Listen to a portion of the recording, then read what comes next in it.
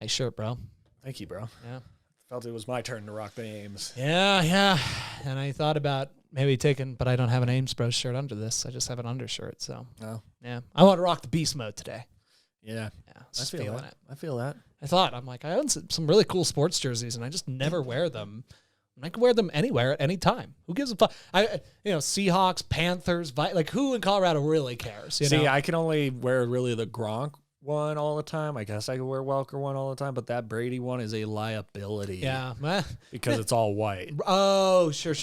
I see what you mean there. Yeah. Yeah. And I would love to rock it more, but that's game day, dude. That's for the that's for the sport. See, now I got to get a TB jersey, and get a home jersey so that it's, the colors are there and it's not going to show up any stains. I'm glad with my jerseys because Marshawn Lynch retired a Seahawk after he almost didn't. And Welker retired Bronco, so that one's okay. And then I've got Jared Allen, who retired a Viking. I have Luke Kuechly, retired a Panther. So, and those are three GOATs, in my opinion. I love all three of those players with all my heart. I got Teddy Bridgewater, which now works because he plays in Denver. I got the Von Miller. I got some jerseys. The only one is I have an Arenado jersey. It's like a really cool purple Rockies jersey, and I can't wear it without being like, we're disrespecting that franchise disrespects sports in general. That franchise just flies in the face of what sports is. Hey, by the way, let's go fucking Nuggets. Won the series against the Blazers last night. Oh, dude. Okay. Yeah. Hang on. Yeah. Just so we can edit this, a little secret for the people listening. This is how I get this to line up with that. Nice. What's up? What's happening? Sorry about that. I got excited. Lakers are out. They're out. Fucking Nuggets LeBron, are still 80. going. What's the series at? You mean like who's going to play who? Oh, so they beat them in the series? They beat them. They're going in the next round? Okay. They won last night. They beat the Blazers in Portland. Suck it, Blazers. Okay. Dame, you're a beast, and so where I love are we beating you. Where are we at in the grand scheme? Are there 8 or 4 teams left? So there were 8. Now there are 4 in each conference. Yep. So there's 8 total. So quarterfinals. Yep, quarterfinals. Let me see, because I don't actually. We're either going to play the Mavs or the Clippers. And last I looked, it looked like Mavs. Let's see. Mavs, Clippers. Let's see if they're still playing. Oh, yeah. Yep. It's game 7 tonight. So we will find out tonight who the Nuggets are playing. And I believe the Jazz have beaten. Well, no. It'll depend, actually, because the Suns won. You mean the Jizz, the Utah Jizz? Dude, I'm so fucking mad that the Jazz won against the Grizzlies. It just, I knew it was going to happen, but I hate them. I hate the Jazz. So, Jack. Sorry, Utah fans, but you get it, okay? You hate the Nuggets, too. And listen to some bullshit, dude. Well, okay? hang on real quick. About the Nuggets. The 2 players you said are out right now. Jamal Murray and Will Barton. Do they have a chance of coming back during the playoffs? Or are they just done for the season? I don't know about Will Barton because he's been hurt for 2 years on and off, but never plays. And Jamal Murray is definitely out for the rest of the season. Yeah, he tore his ACL. Yeah, it stinks because if he were playing right, because they're playing really well. They look good. The whole team looks playoff ready, but it's a totally different team. Yeah. It's exciting. It's cool. I like. Man, do you like actually being able to watch the games because they're prime time? So let me tell you bullshit, dude. What? Well, I can watch most of them. If they're on ESPN or TNT, I can watch them because they have their own crews that go out and do it. And they're big enough networks that, of course, they're going to play these games.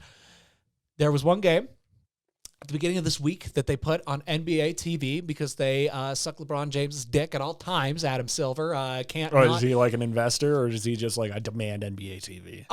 No. So they always put LeBron on ESPN or TNT. You'll never see a LeBron James team on NBA TV. That's over. Yeah, the Lakers fucking suck. So they were the 7th seed, and yet their game still got picked over the Nuggets Blazers to be played at 8 p.m. Again, I get it. LA's a big market. Blah blah blah blah blah. But I'd rather watch good basketball. The other trashing that came from them losing, Dave Portnoy of Barstool Sports in particular. Nice. He, or let's see this. I love it because and for people that don't know that have kind of picked it up to the podcast. I wouldn't be doing my job if I didn't remind people that at King James has never won a real playoff series with the Lakers. Let's make some points about that real quick. The Nuggets, if they had lost last night, they would have played in their 5th 7-game series in 3 years. That's crazy. That's unprecedented, right? And they have won. So they played 4 and they've won 3 of the 4, which is nuts, dude. That means they've won. What'd he say? This next one is a follow-up to it. I wouldn't be doing my job if I didn't point out that both last year's NBA bubble finals teams got destroyed in the first round of the playoffs this year. Yeah. Really makes you think that the bubble shouldn't count, right? Just an unbiased observer spitting facts. I love Dave Portnoy. Yeah, because it's an incubator to keep LeBron James and Anthony Davis healthy.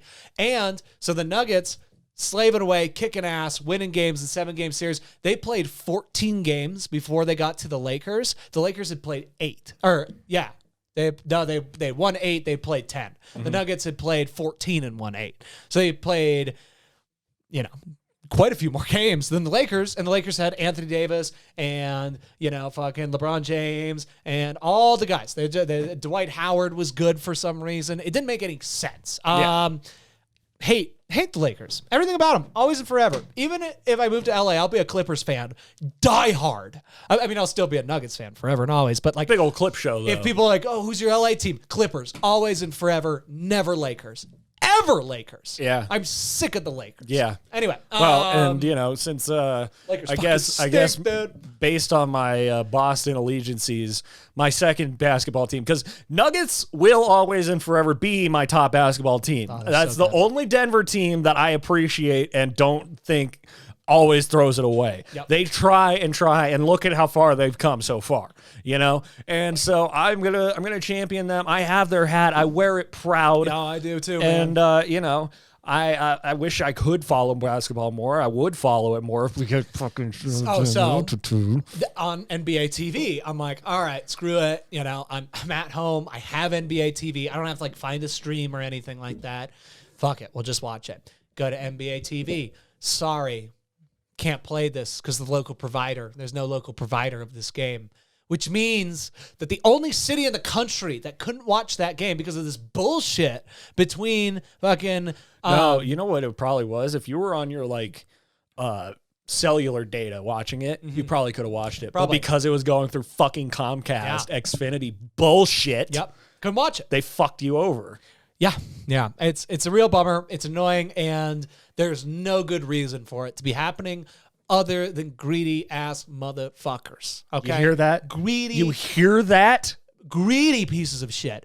Listen, this is what you're doing, you pieces of shit. We have the best Nuggets team I've ever seen. Maybe the 2009 with Melo and Chauncey. And, I mean, basically 5 All-Stars or whatever. Maybe that you couldn't keep together because you stink at keeping teams together. This is the best team, and I can't watch them. I couldn't watch them at all this season. I watched them for the first playoff game, and I was like, this is a brand new team to me. I don't know any of these guys, Now I do. Now I get it. But that's not fair, okay? No, it's fucking bullshit. I hate it, dude. But that is some cunty shit. Because the only people that suffer are the fans. Did we actually go over what Avalanche the deal was? What went wrong with Altitude and Comcast? I think, from my understanding, again, I don't know the specifics or anything, but it's like Marvel and Sony. It's like, renegotiating a contract and Altitude saying, Xfinity probably. Actually, it's kind of probably more like a apartment lease or something like that. Where it's been 5 years, 7 years, 10 years, whatever the contract was. Let's re-up this, and then either Xfinity or Altitude brought what just apparently is an unreasonable claim. Whoever did what, apparently whoever's mad at the other is just so unreasonable that there's been, for almost 2 years now, no way of fixing it. And the fans are signing things and trying, but this is Xfinity. We can't do anything about it, you know? Yeah. And I don't know if they're being the ones that are unreasonable, or it's the fucking Cronkies. Well, that's fucking wild because you can't watch it unless it's on a big network like ESPN or TNT. Yeah. Because And like Kroenke doesn't give a fuck. Kroenke owns the LA Rams. He's like, I got Matt Stafford and Aaron Donald, like whatever. Meanwhile, we have the MVP of the NBA, who will not get picked as the MVP because they do not want Nikola Jokic to be the MVP for whatever reason. They do not want Denver. Even though he pretty much just like puts the team on his back. It's bonkers, dude. They'll like do all these like highlight reels and like, yeah, sure, Joker's in there, like going like, yeah, like one time, but you got like 3 of LeBron getting an oop and like Giannis doing stuff and James Harden doing all the things. You've got like multiple shots and then just one quick shot of Jokic going, ah, like for years now they've been doing this. They just do not want small market team. The NBA in particular, and it's probably because of a lot of their, I shouldn't say Hey, this. you know how you make a small market team a big market team? By fucking showing them. I get it, but like you don't need 3 New York teams to like be successful. You can build up Denver, you can build up Milwaukee, which you kind of are because they have a generational talent, but we have a generational talent, and it's just like you're ignoring good basketball at this point is what you're doing. Adam Silver saying we value the current stars so much that we don't care about really anybody else. If we can have LeBron James and James Harden and Steph Curry be the faces of the NBA and Kevin Durant for 20 years, I'll be happy. And it's like, they're amazing. I get it. But like, yeah, it's frustrating. You can't do anything about it, you know? But you could fucking win. But the Lakers. But the Nuggets, they could still win. And if they win, it has to be but actually, I don't think it will be because look at the Toronto Raptors. 2 years ago, they won the NBA championship. Nobody talks about it. If anything, that team has been like pushed into ruin after that. You know, they've lost all their players. Yet Marc Gasol went to the fucking to the Lakers, which, you know, great move, Mark. Yeah. But it makes me so angry. There's a tweet from Josh Potter. This summer, LeBron gonna walk off the court in the middle of the 4th and leave Bugs Bunny hanging. Dude,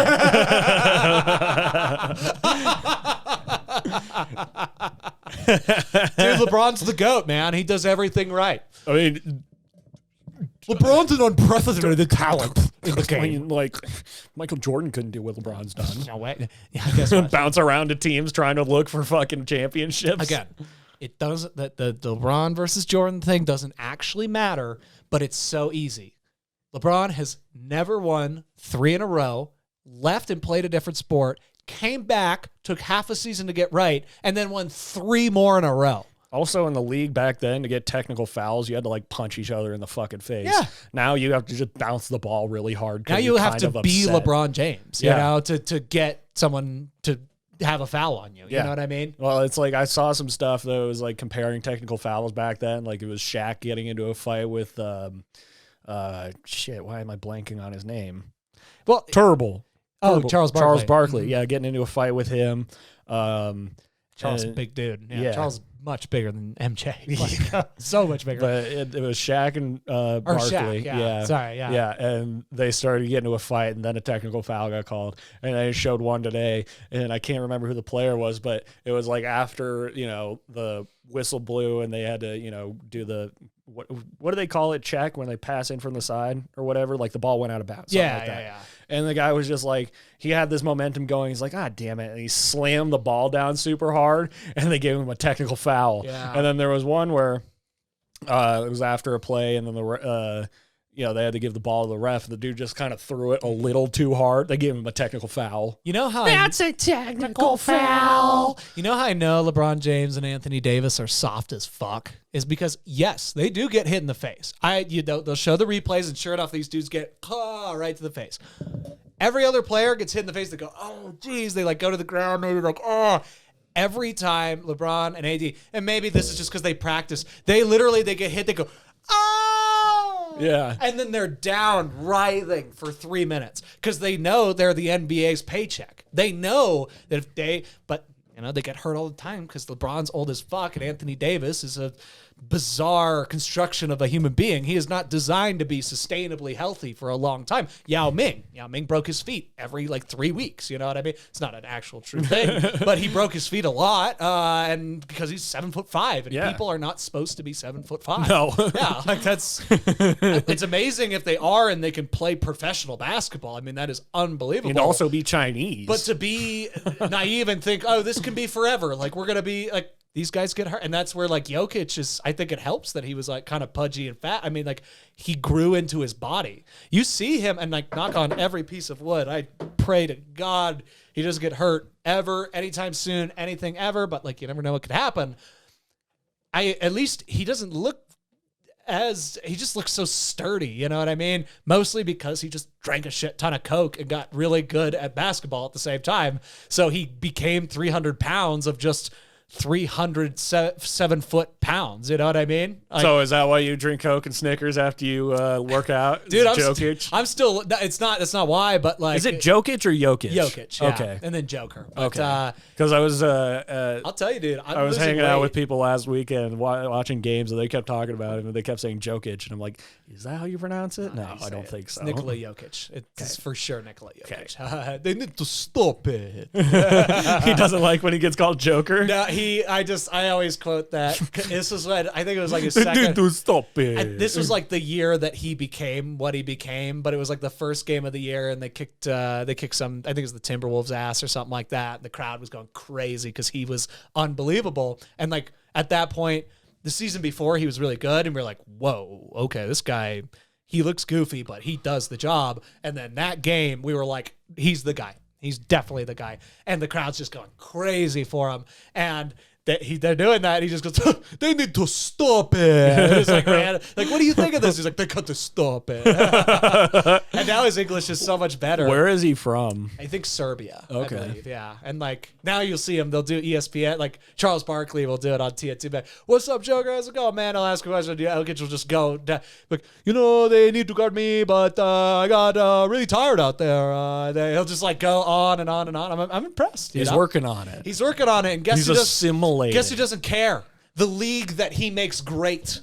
I hate Adam Silver. I just feel like his priorities are so askew of what professional sports should be. He sounds like a Hollywood producer, and that makes me hate him. He sounds like a guy who will do anything to make as much money as possible, including like Joel Silver, including just doubling down on your relationship with China to a point that it obscures your morals entirely. But that's not why we're talking about this. The Denver Nuggets have done it again, and this time, what's great about them beating the Blazers? 3 things I can name right off the bat about them beating the Blazers. 1, Carmelo Anthony is on the Blazers right now. That was sweet. That was wonderful. Though I did agree with Vic. I saw he posted something on Instagram during the first game. They were booing Melo. And I was like, I know it didn't end pretty, but like I wouldn't boo him. He really he got us to the playoffs for 10 years. You boo him the first game he came back to Denver. Right. Like that was an epic booing. That was a big boo when he was on the Knicks. But and he was still great. And then you just leave it at that. But he is a bench player now. Like booing him is just mean. Yeah. Come on, Denver. Let's not do that. Let's not do that. What are you holding on to? We can boo this guy, Jusuf Nurkic. It's not like he won a championship, did he? No, he got close though. He got us really close, and like again. No, I mean like on the other team. Oh, no. Exactly. Yeah. He did close to maybe as well 1 year. He didn't LeBron us. No. He had like 3 good years at the Knicks and then just fell apart. Jusuf Nurkic. Because wasn't he on the Nets next and then now he's on the Blazers? He was on the Knicks and then he was on the... Might have actually just gone straight to the Blazers. Okay. No, he's on the Rockets. He went to the Rockets briefly. I get them and the Nets mixed up. Yeah, because maybe one other team. It's like they seem to be like tossing players back and forth, like James Harden now. James Harden, and also them getting kicked out the first round was awesome. Or was it the second round? Wait, are the Nets still in it? I think so. I mean, if they're not, I thought they lost to the Celtics. Let me just get the whole NBA playoffs here. Yeah, I thought they lost to the Celtics. Yeah, maybe they did. They were definitely playing the Celtics. I request elaboration. Okay, thank you. No, they beat the Celtics 4-1. Oh, okay, never mind then. That would have been awesome though. Atlanta beat the Knicks. I just hate when the Knicks are good. It gets so annoying. It's like when the Cowboys are good. I can't. You wouldn't be good friends with Sam Morril then. Probably not, man. I wouldn't be good friends with Stephen A. Smith. I'd be like, fuck the Knicks, fuck the Steelers. I hate these teams. That makes me happy because Woody Allen's sad. Yeah. I also like how the to your point of the teams from last year in the bubble. So the Heat beat the Bucks. That wasn't my point. That was Portnoy's point. Portnoy's point. But the Heat beat the Bucks, and it was like whoa, this is a change of the guard in the East, and Giannis, blah blah blah. The Bucks swept the Heat so easily. 4-0. They were the only team that had a sweep. They played each other again. That's great. Oh no. What? Oh, we're playing the Suns. That'll be bad. It'll be interesting because the Suns are good, and I like the Suns. I kind of was like rooting for them this year just because, like, I like their colors. It's a team that hasn't been good for a little while. That's coming up, and that's interesting. I like Chris Paul as a basketball player and as a human, as like leader human.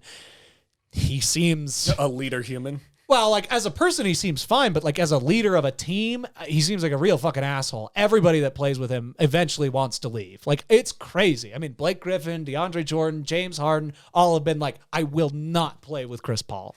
He's just too much. CP3 Jack. But the Suns are kind of like the Nuggets in a way where like they're a really young, homegrown kind of operation. Like Devin Booker was drafted by them. A Tomb or whoever their center is, who's really good. He was their first overall pick a couple years ago, and now they have Chris Paul, and like he can teach them how to win. The thing about the Nuggets, though, we never had that Chris Paul. Okay, we've just done it by ourselves, and we've done it over 4 or 5 really hard, long years of getting better and better and better. So this will be. Because isn't our team pretty much drafted? Pretty much. I mean, so this year's a little different. We had to make some moves, especially with Jamal getting hurt. We went out. We got Aaron Gordon from the Magic, who's an all-star, and he is exactly what we needed because he's another 7-footer who's more athletic than Jokic, just as far as like power. Jokic is a great power guy, but he's more finesse. This guy's strong. We got Michael Porter Jr., who is he's coming into his own. Ceiling for Michael Porter Jr., Kevin Durant. Floor, if this is his floor right now and he just keeps doing this, totally fine. He'll be in our starting lineup. Shooting guard. Oh, you mean floor and ceiling? Yeah, like, yeah. At his best, he could be Kevin Durant. Yeah. At his worst. I hope this is him at like his worst. That'd be cool. You know, because he's pretty good. He's got time to develop. Shooting guard is Austin Rivers, who's Doc Rivers' son, who we grabbed pretty quickly after Jamal got hurt, and he's kind of a cool presence. He was Chris Paul's backup for a really long time, so a little storyline there. And then point guard right now is a guy named Capricio. I think he's from Argentina. And I remember watching the first game with him, and I'm like, this guy stinks. He hasn't made a single point. And then right after I thought that, in the fourth quarter, he like drained 3 of the most important threes of the entire game. I'm like, all right, he's okay. Oh, okay. He's okay. We got our bench. Most of our bench is still around. It's exciting. It's good. Real quick about the Blazers, because I forgot. Second rivalry, Jusuf Nurkic, or second storyline, Jusuf Nurkic was a center here. Pretty good. Huge. He's like 7'3", big. His dad is like, he's big. His dad is like 400-some pounds. So like that kind of a family. And then we got Jokic, and it was basically, which big man are we going to keep? And we were so easily convinced that it was Jokic that not only did we trade Nurkic, we traded him in the division, which is incredibly insulting. I think. I don't know. I feel like if you're a good player, you do like in the NFL, if you're in the AFC and you got a guy who's a guy, right? Send him to the NFC no matter what. You won't listen to half the league because you have a chance to play him every year, right? No. Play him every 3 years. We were like, we'll play you all the time and in the playoffs, and we'll still kick your ass, Nurkic. And he plays like he's betrayed and upset, and Jokic just makes him look silly all the time. He's a great player. He's definitely gotten so much better in Portland, but also... That's some kitsch versus kitsch acts. I don't know. He could get so dirty when he's upset that I can't help but talk shit. And then the third one is Melo, Nurkic, and then these guys, they beat us 2 years ago in a 7-game series, so we had to get even. Gotcha. Yeah. Now, Jack, I just had a fun idea. Now, if these remaining teams were MCU movies, who would they be? These remaining teams. Well, okay, let's go down the list and let's think about it. So let's start with the Denver Nuggets, right? Steve Rogers, Captain America, obviously. Okay. Not only does their new crest look like the shield a little bit with the pickaxes, but that's not why we're doing this. We're doing it because they were the little guys. Okay, little guys. Got the talent, developed, became a team, worked together, and became one of the strongest forces in the league. I don't care what anybody says about the goddamn Nets or Bucks or fucking Jazz or anybody, Nuggets are right up in that conversation and have been in that conversation for 3 years now. Okay. At now, least two. which Captain America movie, though? Yeah, right. Movie. I'm gonna say last year was Winter Soldier because it was like, whoa, where did these guys come from? Right. Okay. This is exciting. This is everything. The odds seem entirely stacked against them. This year, it feels like Captain America Civil War because there's been some tragedy. There's been some pain. We lost Jamal Murray. If he had been traded, maybe it would have been a little bit more of a, that type of thing. But that's beside the point. Okay. Phoenix Suns, Guardians of the Galaxy #1. Okay. Ragtag crew. I didn't see them coming, but they brought in a vet, Chris Paul, a.k.a. James Gunn, solid. The Suns will be Guardians 1. Yep. I mean, probably just Guardians entirely, but their colors make me kind of they pop like Guardians does for me. The Utah Jazz, we'll come back to that. The Brooklyn Nets are Infinity War. Okay, that is literally let's get everybody on this team into this movie. Let's bring them together. Let's make this happen. I see what you're doing there. Yeah, I'm doing bracketology of the movies. Okay, then I'll keep it. I'll keep it on the series, which is perfect because I haven't messed it up yet. Milwaukee Bucks. Milwaukee Bucks are Thor Ragnarok. You can't go wrong with them. They're fun. Giannis Antetokounmpo is one of the funniest names. It's great to say. Thor Ragnarok is a funny movie. It's a good crew. Now, will the winner of each of these series play each other next? No, so this is East and West. So okay. I'll go so they're West, they're East. I'll go every other one here. So the Utah Jazz, because we don't know who they're going to play yet, so I'll give you maybes for the Clippers and the Mavs here in a second. The Jazz, they feel like Doctor Strange to me. They kind of came out of nowhere, and I'm worried that they're going to be a force for a long time, and they're powerful. I talk a lot of shit, but they're really good. I talk shit because I'm scared of them. And kind of how we birthed the Warriors a couple years back. I feel like we might have birthed the Jazz last year in that 7-game series. The good news is I think we're strong enough we can keep up with them for a while, but they worry me. They're unknown, their power. Now the Mavs and the Clippers. Wait, who's playing the Jazz? So it'll be decided tonight. So I'll give you one for each of these guys just in case. Let's see. The Mavericks feel like Ant-Man to me. Ant-Man. You forget about them, but then you remember it and you go like, oh shit, Paul Rudd and Michael Douglas and all these really great actors are in this, and it's a great movie. Luka Doncic is on the Mavericks. Kristaps Porzingis. They're very European on that team. Mark Cuban loves his Euros. So we'll call him Ant-Man. Bed and breakfast for biker gang. Exactly. That's what he's done. And the Clippers, I want to call the Clippers Iron Man, but don't write that down because I just don't feel, but they are. They got Kawhi. They got Paul George. They got the team. Let me just go down the list of movies real quick. No,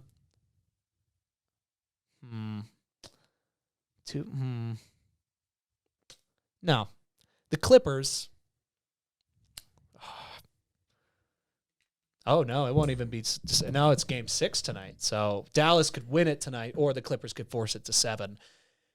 And I'm going to say that the Clippers are Black Panther, and I don't feel Black Panther. I don't feel great about it in the sense of Black Panther is a titan in the MCU. And the Clippers are not a titan like I've been describing. But they could be. Everybody thinks they should win the championship. And they are such, here's why. So Black Panther, big cultural icon, right? I think everybody wants the Clippers to be that cultural icon right now. They want Kawhi and Paul George to kill it and prove that you can have the team ups and it can work, and if they're good players and do the right thing, because they're not annoying like LeBron and AD. LeBron and AD is almost blatant cheating, in my opinion. Kawhi and Paul George is a well-meaning happy accident that isn't going as well as they thought it might be, but they're still really good. And they could get hot. The Nuggets again kind of stole the wind out of their sails a little bit, but they came back this year and they didn't finish too shabby. They finished 4th, and they did kind of beat us up a little bit through the season. So yeah, I'll give them Black Panther, which is kind of Doctor Strange, BP, Ant-Man, kind of the the new wave of the MCU there, which between the Jazz, the Clippers, It was the French Mavs. news wave. Uh-huh. As J.J. Abrams says. The Philadelphia 76ers are, I'll give them Iron Man. I'll give them Iron Man 1. Even though they're like, I don't know. They've been a team that's just like not lived up to expectations for so long. So Iron Man 3. But the I'm tempted to. I really am tempted to. But no, I think they. No, can I change that to the Avengers? I want to do the Avengers because I think they've been one of these team ups. This Joel Embiid, Ben Simmons. I think Tobias Harris is his name. And like Dwight Howard's on the team now. Like they're bringing all these guys in. I love me some DW. But like they've been like the Clippers, but they've been together longer. Where it's like they should be really good. Why are they not? And then they get a competent coach in Doc Rivers, aka Nick Fury, comes in, brings this team together. They finish first in their division, and they kick ass. They're pretty good this year. Who did Doc Rivers play for? I don't know who he played for, but he's coached the Clippers and the Celtics. Okay. Both. I forget who he played for. Because I know he's just like one of those famous NBA names, legacies. Yeah. He's one of the best coaches of all time, for sure, I think. Okay. And then the Atlanta Hawks, who are hard for me to diagnose because I don't know too much about them. I know about Trae Young. I think Rondo's on them. What do they feel like to me? What do they feel like, these Hawks? Because they're young. They're kind of out of nowhere to me because they were really bad last year. Not good at all, at least from what I remember. But again, a surprise. And I don't want to do like Ant-Man 2. That seems stupid. Spider-Man Homecoming. Bada bing, bada boom. Easy. You didn't see it coming. You really like it. Red, big time, all that stuff. All right, cool. I hope the people out there agree with me that know basketball in the MCU, because I think I did pretty well with a very limited understanding. I mean, I do not watch like every single game. I do not do that, but I think I did okay. But this makes it more fun and accessible for me. I mean, I can think about these as like stuff I want to root for, because now it's like, I mean, nobody's Endgame. Yep. I mean, Endgame, I guess you would say. I can't give Endgame to anybody. No.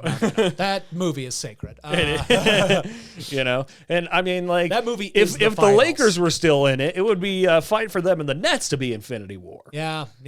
The Lakers, I would say, are like Iron Man 1 because it's super arrogant Tony, having to get humbled a little bit. Oh, I would say that's Iron Man 3 then. Wow, because he gets aggressively humbled. He doesn't even have the suit most of the time. And he has the golden suit in it, so it's perfect. Yeah. There the you go. LA Lakers are Iron Man 3. Suck on that. Yeah. Yeah, nice. that's fun. I like that. This is fun. Because now I'm like, okay, Yeah. now let's see if we could hit a 40-minute basketball rant. I know, and I'm trying to transition this into an MCU thing, because that's really what I did with my week, was just watch MCU shit, and it's like, you had basketball, I had MCU. Also, too quickly, I'll throw a shout out because there's not too much. I'm gonna have a hard time deciding between Infinity War and Ragnarok, but Doctor Strange and BP, these are all good matchups. I know, right? These are good matchups. Looking at it right now, I'm like, it makes sense to me. What did I pick? Guardians 1. Oh, yeah, wow.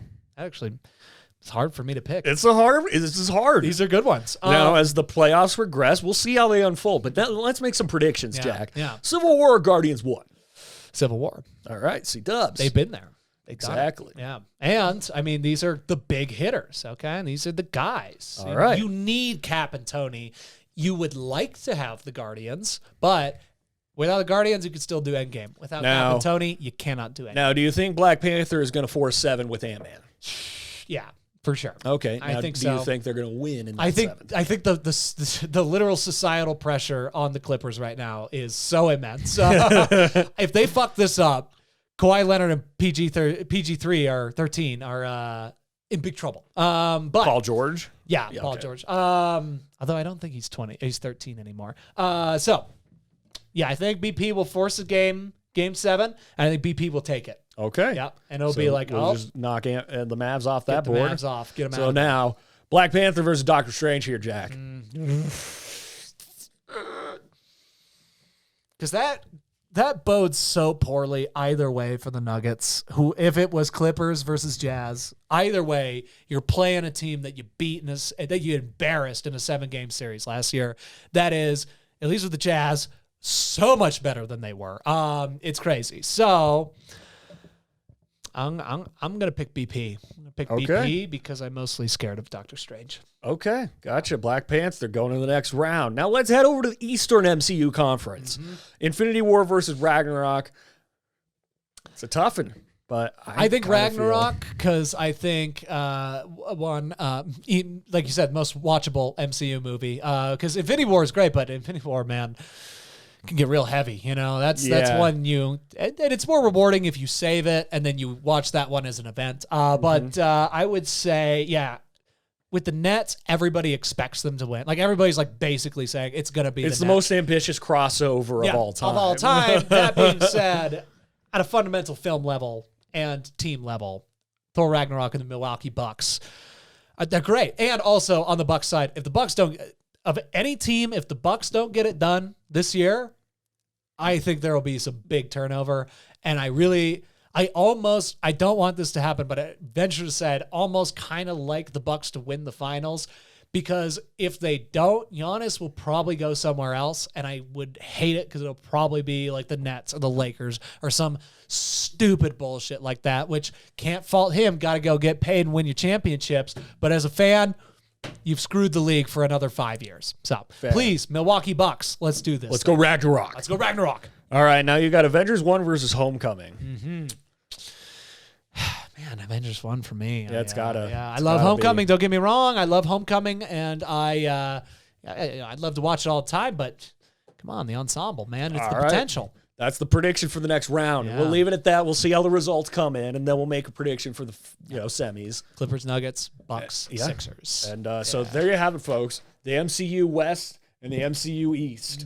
It's gonna be quite the hell of a tournament. Yeah, Kevin Feige has a busy week or a busy couple months ahead. Civil War versus Black Panther, Ragnarok versus Avengers 1. Oh, it's gonna be hell of a semis. And when we get to the actual final, we'll see. Yeah, we'll see. It would stink if the Nuggets played the Bucks and then lost to the Bucks. And what I wanted to save the NBA happens, but I would have to sacrifice Nuggets' pride. But they've never been to a finals either. So if they make the finals, that'll be enough for me. Yeah. Now, real quick, talk about weeks. Because like I said, this isn't like a long story by any means, but I saw my first Red Rocks concert. Lots of Colorado stuff. Have you never been to a Red Rocks concert before? Okay, yeah, because I was going to ask you. I've only ever. 303, baby. 303. Didn't even know they were still around doing anything. I had no idea either. So a couple things with it. So yeah, one, for people who are not from Colorado, you know about Red Rocks. You assume everyone from Colorado skis and goes to Red Rocks concerts. Well, that's just not the case because it's fucking expensive. Okay, no, but totally worth it. Totally worth it. Unbelievable experience. Unbelievable. I've only ever worked out at that place and like gone to take pictures and go on hikes. Right, one of my favorite things to do. But, it gets stale if you're doing that all the time. That reinvigorated my view of that place, of that venue. I see what people are talking about. Oh, yeah. And to the point of 303, another Colorado group, 303, not only from the 303, but I got a choke chain for my pit bull, man. I got a shot collar for my Rottweiler. Man, 7th grade was lit. I'm telling you this. Lit on 303. I didn't really ever. The only song by 303 I actually knew going into this was My First Kiss featuring Kesha. Really? My first kiss went a little like this. Really? And twist. Not even Don't Trust a Hoe? Yeah, Don't Trust Don't Trust Me, which I've been jamming out to quite a bit lately. And beforehand, because this was kind of a thing more of like the Katy Perry remix of that song. Yeah. Here's the thing. So never heard, just experienced that in Red Rocks entirely for the first time. Some people give them shit, whatever, because they're an early 2000s band. They fucking slap, dude. I love 303. That was so awesome. And they still got it. Well, if they put on a dope show, it doesn't fucking matter. And they still got it, man. Like, I saw these guys, and I obviously don't know, like, who they are necessarily, but, like, you can tell, one, they've definitely been through quarantine and stuff like that, but just the energy.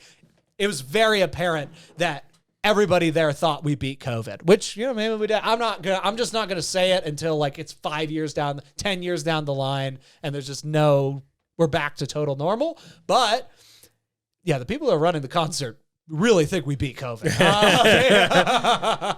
There was a sign that's like, masks are advised.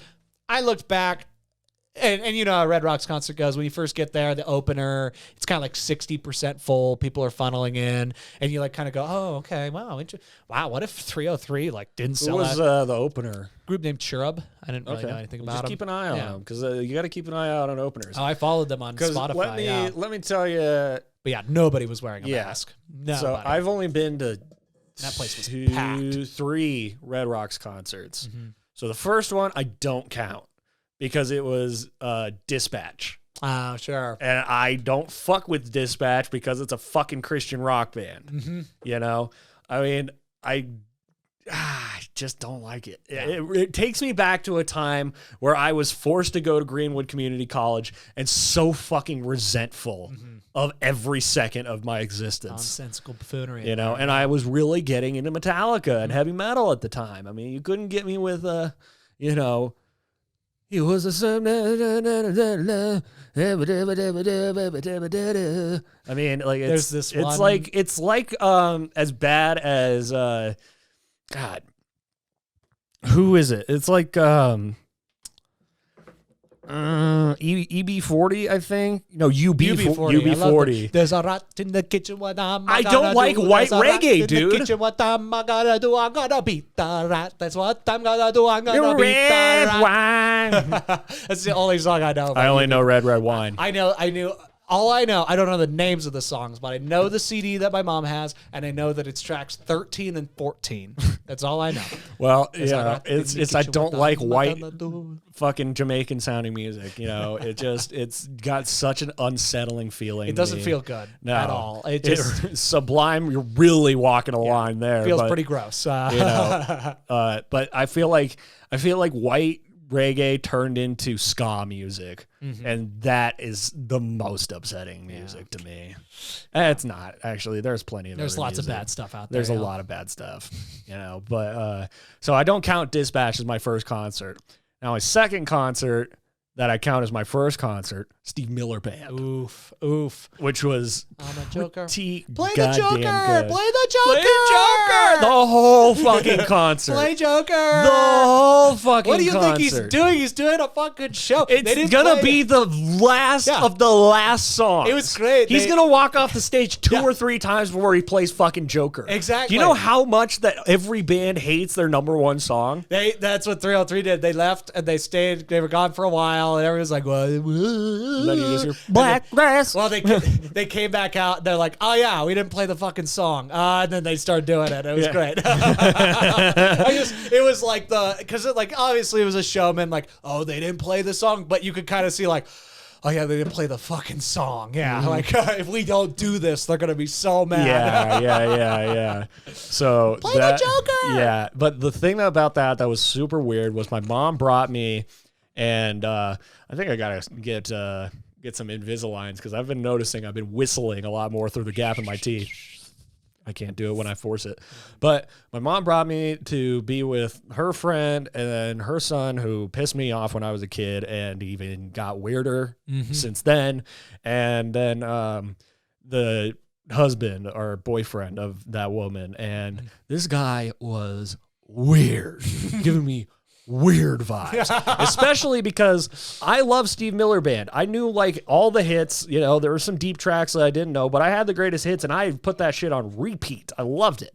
And so when they came on, I was singing along and stuff. And the guy was looking at me like, wow, get a load of this kid. Wow, that's incredible. How does he know all these songs? It's like, I don't know. Just because my mom had that fucking album and I really liked all the songs on it. What are you doing here if not? Like at the show, I was so high, bananas, so much pot there.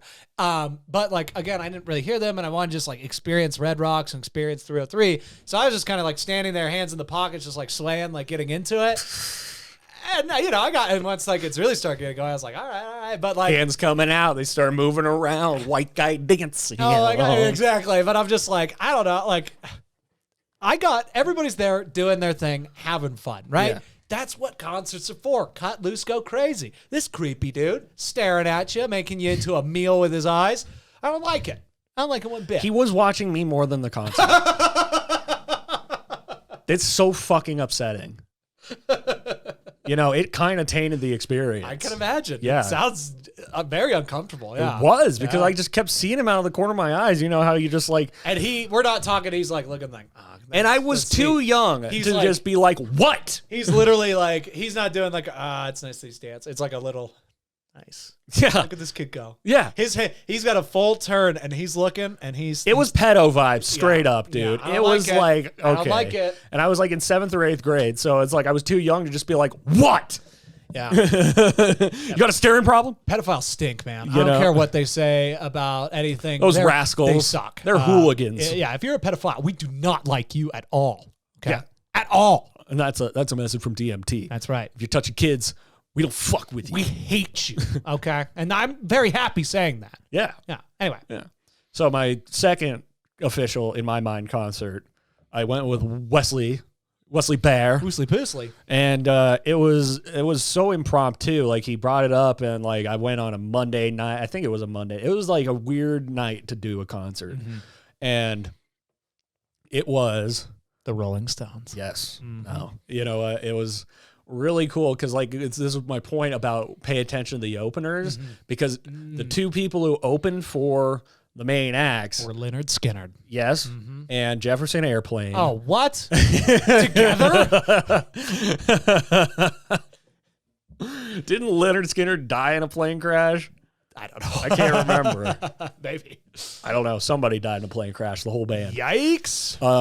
But no, it was Vince Staples, Danny Brown, and then the co-headliners, Tyler, the Creator, and A$AP Rocky. Yeah. Lethal, dude. And I mean, I'd heard some Danny Brown from Grand Theft Auto 5, and then that concert, I don't know why it didn't register for me. I followed Vince Staples, but didn't start following Danny Brown until recently. And dude, Danny Brown fucking slaps. Yeah. Love DB. Danny Brown, he's got a couple songs that I have for sure. I can't think of them all. He's the one with the Run the Jewels. 3 tears in the bucket. Yeah. Fuck it. Yeah, but that whole album's great. Nice. Combat's probably my favorite song on it. I'll be honest, one of the things I couldn't stop thinking of was like, what if this was the Run the Jewels Rage Against the Machine concert that I would see? I'd get arrested for sure. I'd go crazy. Because I would know the words, I would know the energy, and it would be a side of me that just never really gets to come out. That I would, oh man, yeah. And I was thinking, I was like, I mean, if I ever see Run the Jewels at Red Rocks, no matter where I am in the world, I'll go see them. I'm going. Yeah, I'm going for sure. Yeah, you and me both. Let's make a pact. Killer Mike and LP. Sammy B and Jackie D. If you guys want to help, I mean, have no reason to, but it'd be cool. I mean, we'd love you more. We really would. We'd love you more. You're already our favorite, but you're pretty beloved, but you'd be even more beloved. It's more, hey, it's all about spreading the love. Help us find our dream. That's right. Of blowing this podcast up, and then eventually we can have Run the Jewels. That's right. Sitting in these chairs right here. That's hey. RTJ. I think I would be so nervous. I think about this sometimes where I'm like, if I like, I don't know, I just feel like the annoying side of me would come out in a moment of like true starstruck nervousness, and I would just see them there, and the whole time I was just like, Run the Jewels, Jewels, Jewels, Jewels, Jewels, and they'd be like, do you have questions for us? Jewels, I'd just be like, Jewels, hey, where's my Kripa-Cola? Jewels. Hey, Killer Mike, did you bring some Kripa-Cola? Kripa-Cola, huh? What was the blood one? I can't remember. It was like, shit. Who knows? Hey, they sold soda too. Yeah. Yeah. They got the gang. He got the gangs. Yeah, he did. To turn a profit, That's Trigger Warning with Killer Mike on Netflix. Check it out. Really good. Six episodes, one season. Yeah. And then some really solid. What I like about this show is it's when I pitched it, I was like, it's like Killer Mike trying to do things in the world. And it really is. But then people were like, well, yeah, but like some of his ideas don't work. And I'm like, but at least he's doing something. It's not the point, stupid. At least he's trying. It's and the like, point of he like is effort. doing something. It's the effort and showing people that if you try and it's like if you can do X, Y, Z, you can be successful. Episode 3 of Trigger Warning with Killer Mike did not solve the problems with the Crips and the Bloods. No. But he did get Crips and Bloods to sell soda together. Right. Like, it happened in like, whatever. I mean, maybe they picked up practical business advice. One piece of advice is doing something. You know what I mean? And someone putting in the like belief. That's what Killer Mike brought was like, I believe in you guys. Oh, but it didn't work. It was impractical. Could never do it. Yeah. So we're not going to do anything instead. Let's go, LP. Yeah. LP chilling at a diner with his fucking Oakleys on. Yep. Yeah, I love it. Who cares? But so what was cool about that concert was seeing how the stage built. So Danny and Vince shared the same stage, but their light shows were different and really cool. Like Danny for fun, Ain't It Funny? It was chaotic. Oh man, I love that song. That's a good running song. Okay. Yeah, yeah, and I've heard that one. Ain't It Funny? Yeah, it's fucking good. But and then Vince, when it was I think it was Lift Me Up and Blue Suede, which Wes called Blue Swage. Blue Swage. Blue Swage, because he swages so hard. Swage. Blue Swage. But I mean, that whole album, those few tracks of that Danny Brown album, like it builds in 4 or 5 songs that you're just like, fuck, this is good. Cool. You know, like I think it was Golden. Yeah. No, Lost. It's like, I'm like Kubrick with 2 bricks. He's like doing that. And then Spielberg with eel words. Dude, it's fucking good. He's so good, dude. And I love his voice because it reminds me of Be Real from Cypress Hill. Okay. Yeah. And then Vince came out and his was really fucking cool. And then Tyler comes out and he's like in a doll box because this was right after Cherry Bomb came out, and he came out wearing the mask that he's wearing in Death Camp, that music video. He gets out of that and then he does the whole set. But his was actually kind of minimalist.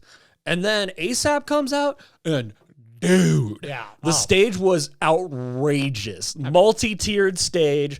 The front of each structure had screens on it. So like, you know, it would have the mid-tier of the stage and then like a couple pillars below it. Well, when he starts playing Holy Ghost, crosses come up in between the pillars and fill the whole fucking thing. Oh boy. And the thing about ASAP, you know, and I'm not the hugest ASAP fan. No. I fuck with you know, I liked his last album. I like a few songs off of the first 2 albums, but he was sick. And he came out and he did it like a professional, man. But you're right, it's the energy. Yeah. And Wes and I were too young to really really get into the energy. We were kind of like tucked away from all the craziness. Yeah, well, and I was really close and like standing off to the side. And again, I just like, for me, I don't judge myself for it because I was like, I want to experience this. And for me, like dancing right now might make me too self-conscious. Like, why would I, you know?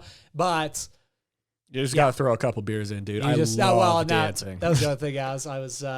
I wanted to be DD because I had camped and been a little hungover, and I was like, fuck drinking forever, and then I got over it. But oh yeah, I mean that's what exactly happens. Yeah, that's part of the cycle. It is the cycle.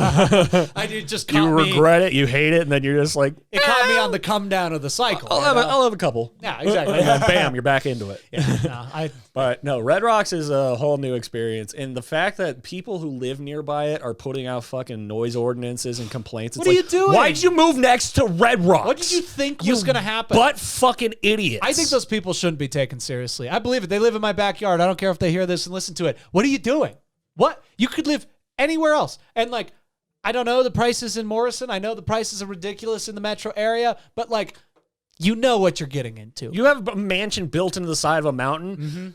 Red Rocks is a natural formation from millions of years ago, all right? And is, I would say, a national icon. I mean, it is a...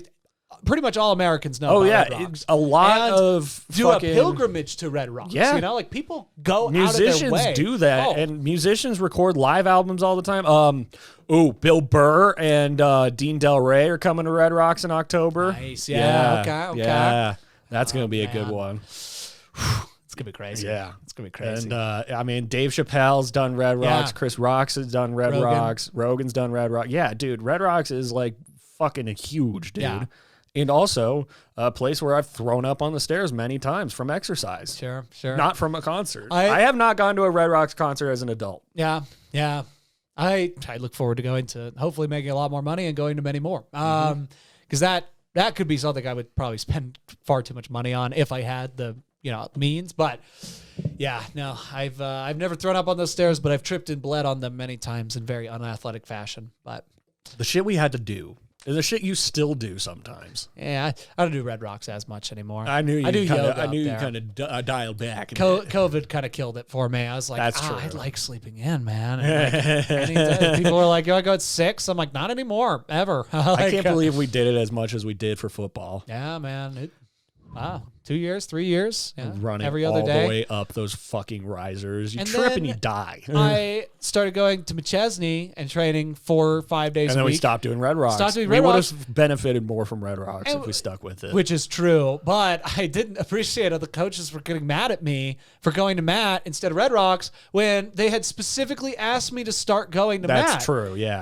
I was the double standard of that was so annoying and so I was like, Give me a break. Yeah. That's all I have to say. I mean, neither here nor there. Any further I go, we're gonna have to bring up Russell Wilson. So let's we're gonna start getting on a rant. What else this week? What else? I mean, small things. Doom Patrol's fucking awesome. Thank you. Again. Oh, how far are you? Only 4 episodes in, and I'm already like, it's one of my favorites. Isn't it the best? Like, I was so blown Robot away. Man is emotional. I know. Yeah. All of them are. Well, they're like, all incredible. The character development in that first season is unreal, but then it doesn't draw away from the fact that each episode has an objective. Yeah. I mean, like, they gotta fucking stop this massive black hole in the town, and they gotta go inside of a goat. Hey, you want to know something? Into another dimension. This is a moment of pride for old Jackie D. Larry's bandages don't bother me at all. At all, man.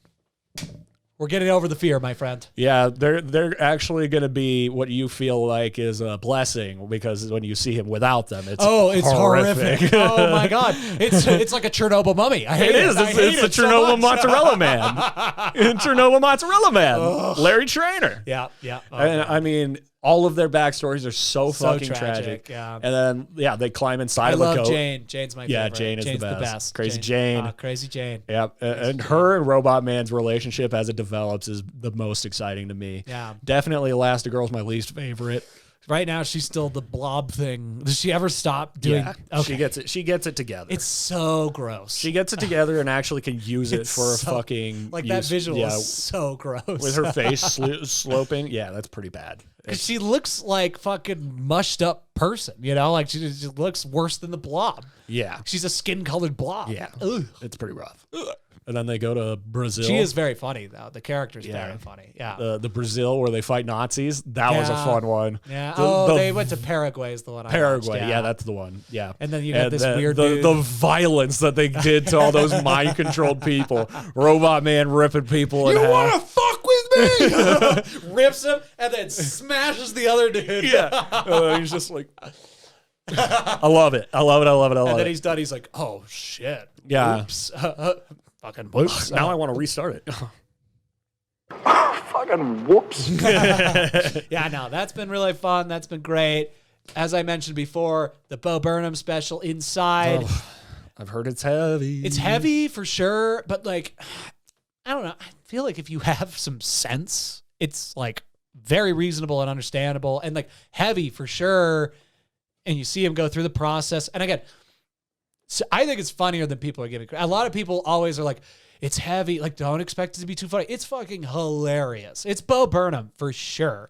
And it's so Bo Burnham that I'm like, the heavy stuff, I could almost, he's just, to me, he's like the smartest creator in a lot of ways because like what he says, I was saying it after I watched it, it's like, I feel like with him, there's the least amount of artistic, like abstract interpretation between his message and what comes across to the audience. I think the audience gets exactly what's in Bo Burnham's mind. Yeah, I want to see 8th grade. Me too. I really do. I hear it's phenomenal. I mean, he went ahead and he made a fucking coming of age, like going through puberty story about an 8th grade girl. And I mean, I've heard it's just such amazing things about it, you know? And this is what I'll say is like, I just hope, especially younger generations, I think older generations will immediately turn this off and be like, this isn't for me.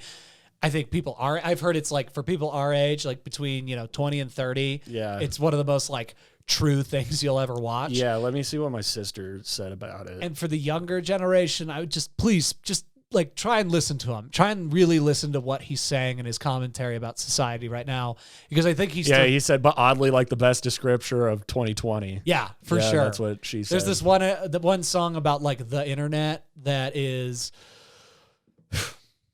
It just makes scathing. It just makes you realize the slippery slope of revolution, like a technological revolution, and just like, what something can become, like what something is, and it can become and can be used for, and how it's he's got some great lines. I won't spoil it. I won't ruin them, because if I tried to say them, I would butcher it, and that's not fair to him. Yeah, and I got to watch it too. Highly recommend that. Totally worth the time. Doom Patrol worth the time, as reviewed. Those Who Wish Me Dead. Totally check out DMT reviews. That's the shortest of all of them. It is. Yeah. The least amount of time devoted to it. Yeah, I think Bo Burnham's is like an hour 40. It's just really? It's long. Wow. Well, because it's like more to me a movie than anything, like a cut together. It's really well done. Yeah, he does a good job with that. Here's another thing I would say about it. It is I think, completely raw creative vision, because I think he shot it. I know he shot it, he wrote it, he did all the lighting, everything. He like shows kind of that process.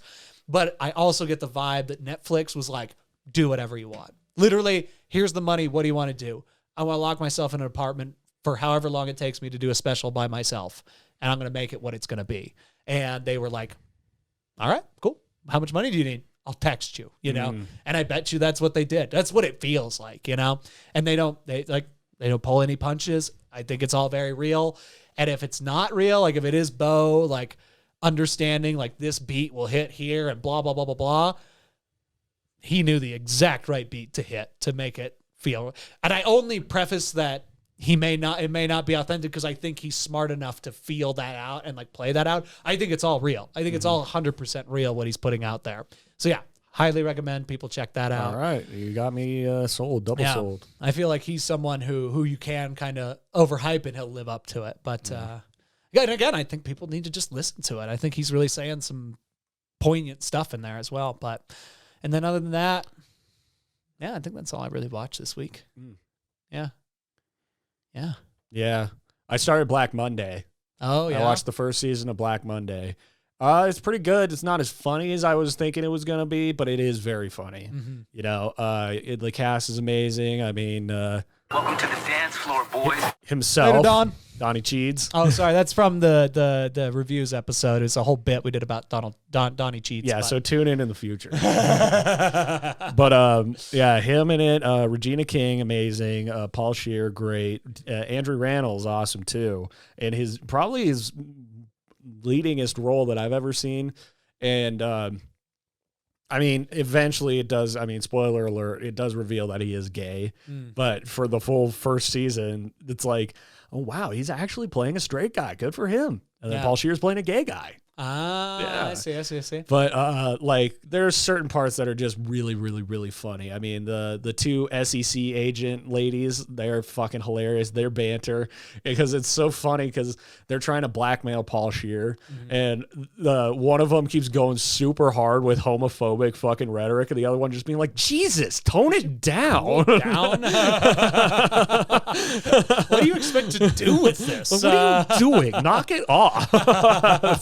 And it's really great, and it's really great how it turns out, like the actual because each episode is a number, and it's a countdown from the year before to 0, which is Black Monday, which is when the stock market crashed in 1987. Gotcha. And Ken Marino plays twins in it. Okay. Yeah, that's pretty great. And people keep throwing like accusations that they're fucking each other, and they get really defensive. Those are just lies. Those are just rumors. We're not doing that. It's so funny. Love it. Yeah, and Seth and Evan directed the first episode. Executive nice. produced the whole thing. Okay. Yeah, no, check it out. It's on Showtime. Cool. Yep. So Cool. you got that, right? Mm-hmm. Yep. So check Sure that do. out. I feel like I tried watching something else. It's not coming to me. Yeah. Marvel movies. Yeah. I watched. So you like my order? I like your order a lot, Jack. Now let's just bring it all back home with let's get Slice your into this. definitive order of the Marvel Cinematic Universe in not timeline order, not release order, in story flow order. Yes. That's And- probably this is the DMT definitive list of the MCU movies as created by Jack Dean Anderson. I because again, like what makes these movies great? Like we've talked about this a lot, and for me, a lot of what makes this movies great is the character progression and how they not only do Avengers movies to bring people together, but eventually the characters are so essential to each other. Like Tony Stark is so essential to Steve Rogers' story. The cosmic scope of what Asgard is with the Guardians and Thanos, mixed with the magic that kind of comes in with Doctor Strange, a little bit of Black Panther, but these are important things. And if they like kind of come together and you reminded them at certain times, really the goal is to make Infinity War and Endgame as momentous as possible from a storytelling perspective, which, if you watch in the order that they came out back in the day, we experienced that, and obviously it made us the biggest fans in the world of this thing. But obviously that was a studio being like, we're going to try it. Oh, wow. Okay. Flow.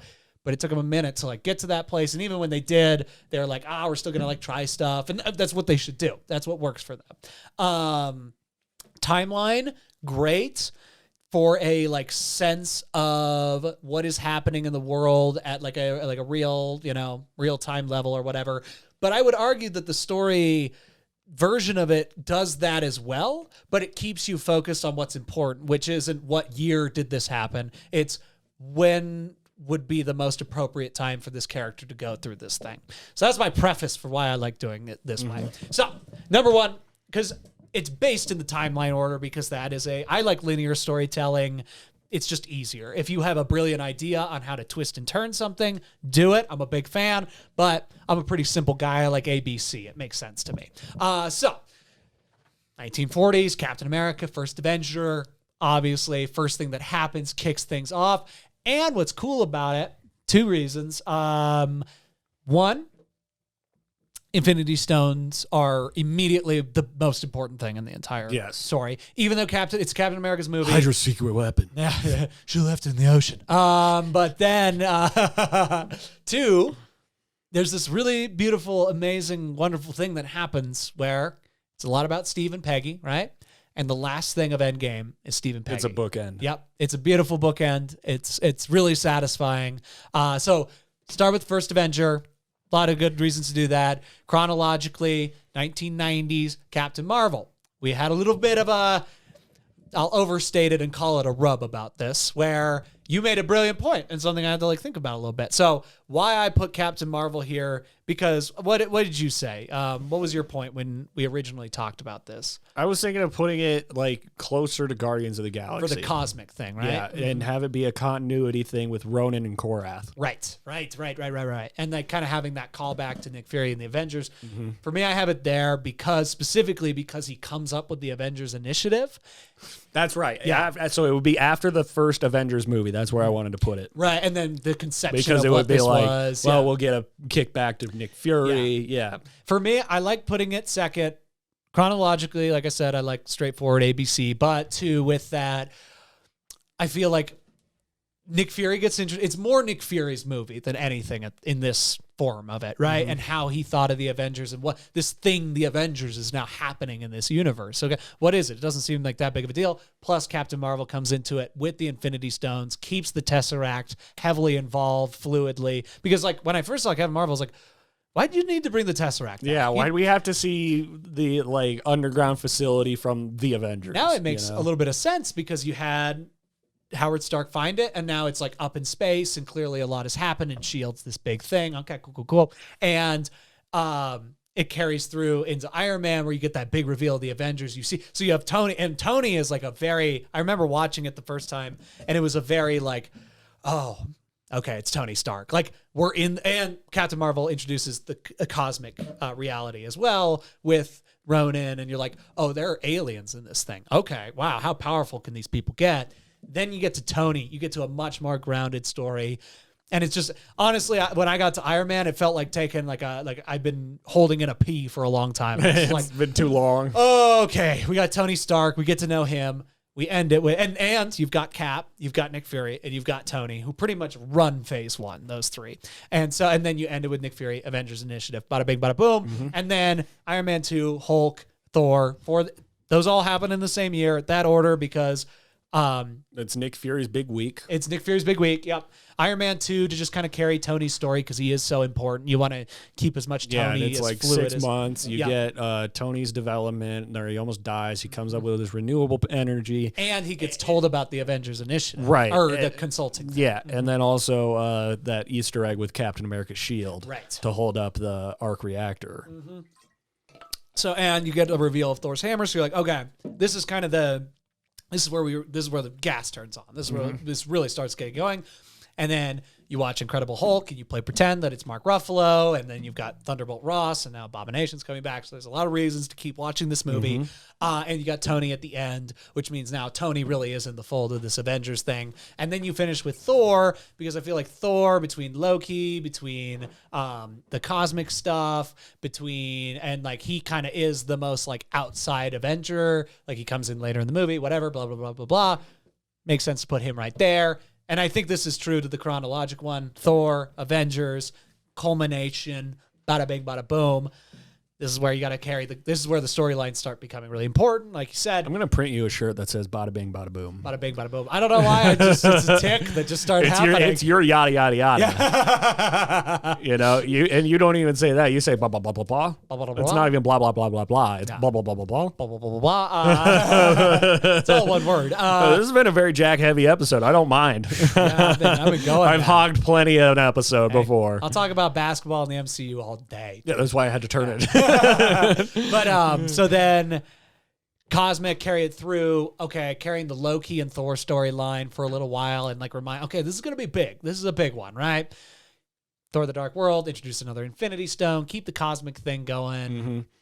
Which, this is something that I wanted to bring up. I texted you. I mean, I've been texting you, corresponding as I've been watching these because of how I've been feeling as these have been developing. Because you're totally right. I love it. Thor, the Loki into Avengers, and then it picks right up in the beginning of Dark World with Loki being punished. Getting locked away. I mean, Iron Man 3 doesn't pick right up. It doesn't at all. So having that, and then the thing about the Dark World, and I mean, I had a hard time watching the first Thor movie too. I mean, those Dutch angles, man, are fucking ridiculous.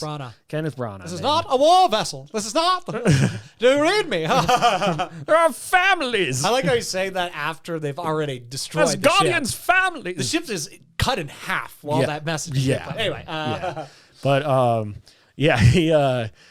So I have a hard time watching Thor 1, but I can get through it pretty well. It's just because it doesn't kick off that he's Thor until the end, but that's the point of his character development. You want me to put the hammer down? Yeah. Mm-hmm.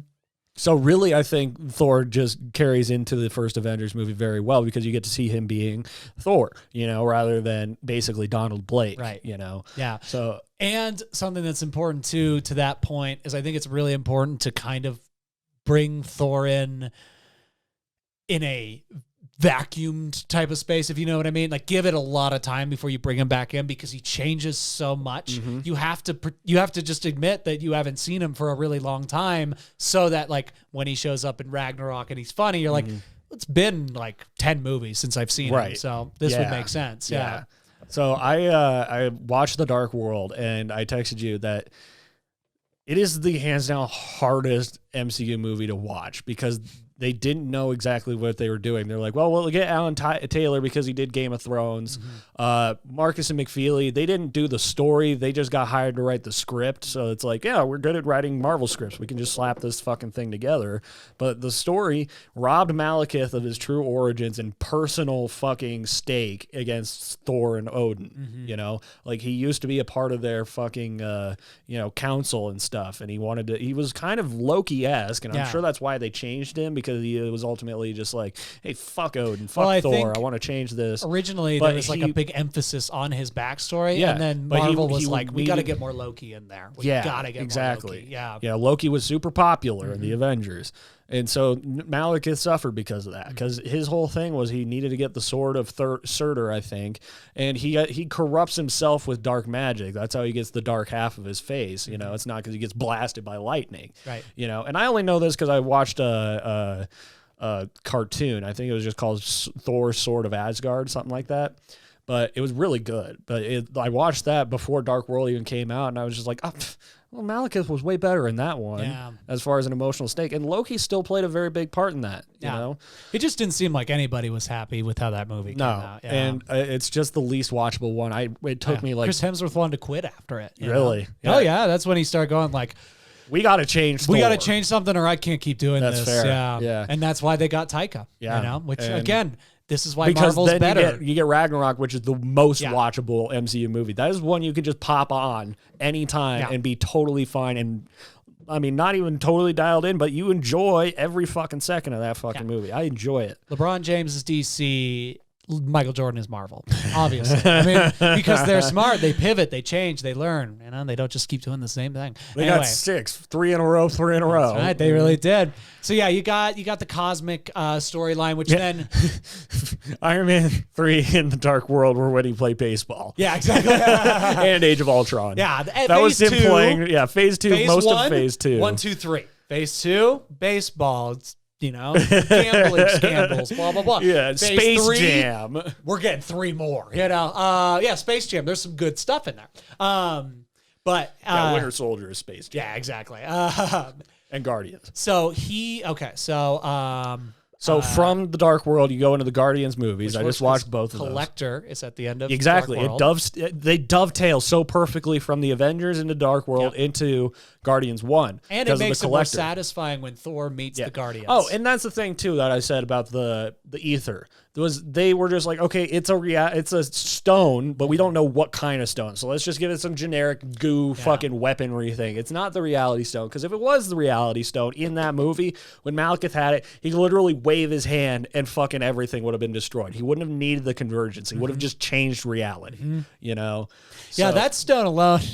That one of the time stone. I mean, it's an Avengers level threat that Thor had to take on by himself. Yeah, with Jane Foster. The 2 Thors, but not pre-Jane Thor. So yeah, then you carry the cosmic thing, you get the Power Stone, you get Ronan back, kind of some throwbacks to Captain Marvel. You're like, and then Guardians 2, this universe is still going. Guardians 2 is, I mean, it literally takes place right after Guardians 1, chronological, whatever you want to do.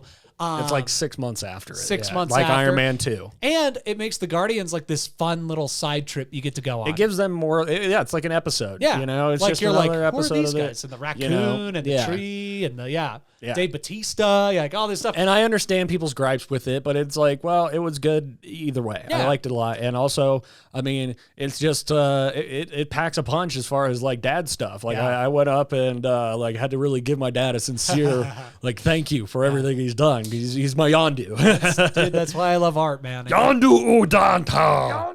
Order your man to stand down now. Taserface. And what's cool is, because after this, you don't see the Guardians again until Infinity War, right? So you kind of forget about them. And then they come back, and it's like another thing, too. It's been so long since we've seen them. They have so much time to develop their chemistry, and it's really nice, and it's great. Right. And then you go back to Earth, you hit Iron Man 3. This is where it starts. It seems like, okay, well, we've gotten a little bit of time after Avengers. And at least maybe a year. Yeah, you know? and this is where the PTSD plays an impact, rather than it being out less than a year later than the fucking movie. Tony's been dealing with this silently for over a year, which makes sense. He probably would after all, because like, what else was he going to do? Blah, blah, blah, blah. It makes the PTSD thing and Tony going on his own journey so much more impactful, because it's not, you know, Avengers, Iron Man 3, obviously Tony is our money maker. Keep putting him in stuff.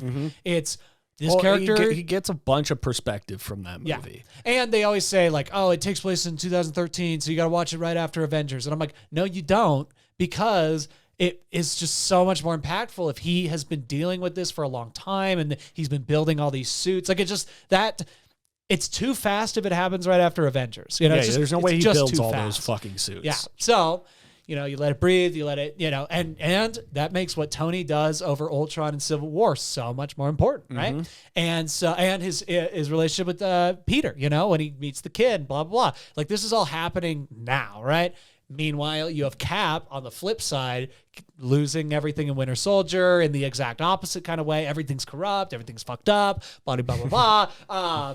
Great movie. And now you've got Tony and Cap pretty much in sync from this point on. That's their first, on the same page. Yeah. We got to bring the Avengers back. Yeah, we got to bring the Avengers back. So then we do Age of Ultron, carry that, because that is really important for Civil War, and that movie is really important. What makes that movie really good, there's a lot of things that make it good, a lot of things that make it bad, but one thing that if you do it this way makes it really good is it continues to build the Steve-Tony relationship in real time. And it makes you just go, again, it's so important for it to feel like these two are essential to each other, because they are in every way, shape, and form. So Ultron builds that up and makes it basically go like, oh, the Avengers could be a liability, right?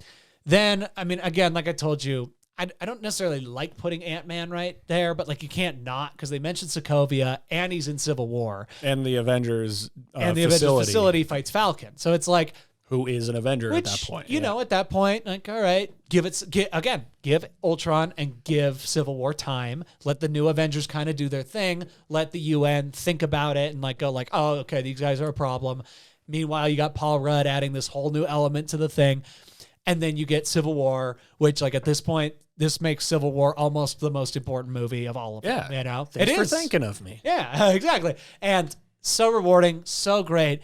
It's like it's the foreplay before Infinity. This now becomes, we've done all the we did Avengers 2.5. We made out with them. All right, now we're going. Now we're going to have some Now we're fun. on third base. Yes. And so Civil War, and then I think it continues to be important from here, because I think the fallout of Civil War, you got to stay on track with that, then make it cosmic, and then go the cosmic threat is, or the cosmic arena is hitting the personal threat, right? So you've got, okay, well, it makes sense. Black Panther picks up right after Civil. Yes. He's in that jet and they're talking about the explosion. Yes. This is new news, so you got to watch Black Panther. Makes sense. Spider-Man Homecoming's 3 months, 6 months after. Okay, give that time, You're getting to know T'Challa, you're getting to know Peter Parker. All right. This is perfect time. Maybe Ant-Man and the Wasp, see what's up with him. Stop it before the post-credit scene. Do not watch the post-credit scene. Pause the post-credit scene. Pause the post-credit scene. Come back to it. Then go and watch Doctor Strange. Why don't you watch that takes place? That movie takes place over 10 years. Okay, that movie doesn't really matter chronologically where it's at. It matters when. It's important when Doctor Strange makes his presence known in the universe. Yes, which should be post-Civil War, for us to go okay, our characters are really in some trouble, but they're good things are happening, bad things are happening. Magic? What the fuck? Whoa! And then oh, this makes Thanos make so much more sense. Doctor Strange obviously is a huge part in Infinity War. So, I have Agamotto, and he's in Ragnarok. So you do Ant-Man, Wasp, Doctor Strange, get real cosmic, then you get Ragnarok, which leads right into Infinity War. And then right at the post-credits for Ragnarok, you watch the post-credits for Ant-Man and the Wasp. I think that makes a pretty good side tangent, just to be I know, yeah, because Or do you put that after Infinity War? I think I put it on after Infinity War, not for that reason specifically, but because Thanos coming up and then it immediately being them in the ship is so powerful. Again, from a fan standpoint, so powerful. Yeah. Because you're oh, fuck. And then the next thing you watch is what happens. And then you go through that and you're kind of will the Avengers win? Won't they? Where's Ant-Man? Oh, okay, he's under house arrest. Oh, yeah, that's right. I just watched that. So right now he's in San Francisco doing his thing. Oh, yeah, that's right. Oh, funny. And then you play Infinity War happens. You play the post-credit scene from Ant-Man. You go, oh, shit. Oh, he's stuck in the thing. You watch Endgame. Bada bing, bada boom.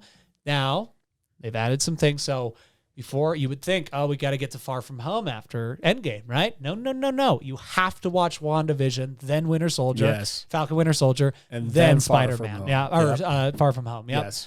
Because Far From Home takes place a year out. They've gone through another school year, basically, right? Because it's the spring semester. Yeah, it's the end of the year, and WandaVision's 3 weeks after Endgame, the end of Endgame. Falcon Winter Soldier's a month after, so it would only make sense. And also, you would think that in Far From Home, they'd be oh yeah, Scarlet Witch went fucking crazy. I guess, no, that wouldn't make any sense. I rescind that point. But that's my order. I think it plays out in a beautiful way. I think. And then come July 9th, you put Scarlet Witch in between, or not Scarlet, Black Widow between Civil War. Yep. You gotta. Because I'm sure that picks up right after Civil War. Yeah, it'll be interesting because it'll pick up right after Civil War. It'll be interesting where it ends. Does it end with her like going right with Cap? You know, like cutting the hair and dying, and then Steve's like, "Hey, I got a phone call." Yeah. I don't know. Yeah, we'll see. And then. It's all very exciting. Yes. Yes. And then we'll figure out Shang-Chi. Eternals will be after Far From Home, I'm sure. Yeah, I think Shang-Chi probably will be too. It's how it seems, but it just seems like, Thanos basically opened a keyhole to just unlimited possibilities. Right. Kevin Feige is Thanos. Yes. Yeah. And he's holding the gauntlet. Awesomeness. No! But yeah, so that's the definitive DMT watch order of the MCU. We also got the freaking MCU playoff bracket. Yep, it's pretty dope, dude. Pretty dope. So stay tuned. I think that's a good place to stop for today. So yeah, let me get this outro tune going.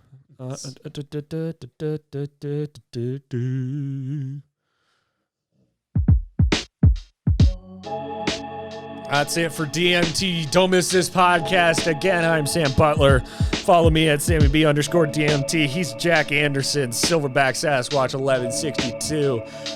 Hit us up. Follow us on YouTube. Like, rate, and subscribe. DMT Studios. We got some things cooking.